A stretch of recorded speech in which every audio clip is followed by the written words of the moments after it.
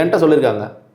அவர் ஜானே சொல்லியிருக்க, பிரதர் உங்களுக்கு ஒரு லாயர் நீங்கள் பார்த்து வச்சுக்கோங்க, கட்சி அன்றைக்கி உங்களுக்கு காப்பாற்றாது, கட்சி உங்களுக்கு என்றைக்குமே கூட வராது.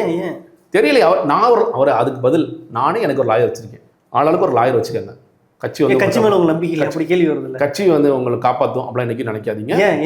தெரியலையே, அது அவர் தானே சொல்லணும், அந்த கேள்விக்கு அவர் தான், அந்த விஷயத்த சொல்கிறாரு அவர் தானே சொல்லணும். ஏதோ நீங்கள் ஒரு காணொலியில் கூட என்ன சொல்கிறீங்கன்னா, ஒரு வீடியோ காட்டி இந்த மாதிரி கத்தி குத்து கூட நடக்கலாம் உங்களுக்கு, அது சொன்னார், அதெல்லாம் சொல்கிறார்.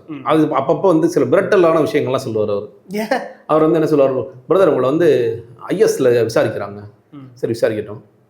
அது அவருக்கு எப்படி தெரியும்? இல்லை அவருக்கு சும்மா சொல்கிறது தானே, ஒரு நாளைக்கு 10 பொய் சொல்கிறோம், அதில் வந்து ஒரு 9 பொய் ஒரு உண்மை சொல்லுவோம் அப்படிங்கிற மாதிரி அவன் ஒரு கணக்கு, அவ்வளோதான்.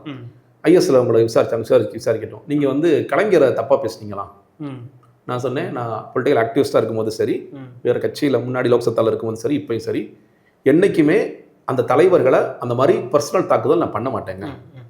இல்லை பிரதர் சொன்னாங்க, அவங்க ஏதோ ஒரு வீடியோ பார்த்தாங்க, நான் முதல் தடவை சரி விட்டுட்டேன், அடுத்த தடவை இந்த விளையாட்டு என்கிட்ட விளையாடாத, இந்த விளையாட்டு நான் வந்து 15 வருஷமாக மீடியாவில் வந்து நான் இருக்கேன், எந்த ஐஎஸ் சொன்னாங்கன்ட்டு என்கிட்ட சொல்லுங்கள். இல்லை பிரதர் அது ஒரு சீப் இன்டெல் பிரதர், எதுக்கு இந்த போய் சொல்கிறேன், சம்மந்தமே இல்லாமல் எதுக்கு இந்த போய் சொல்கிறேன், இது தேவையாது.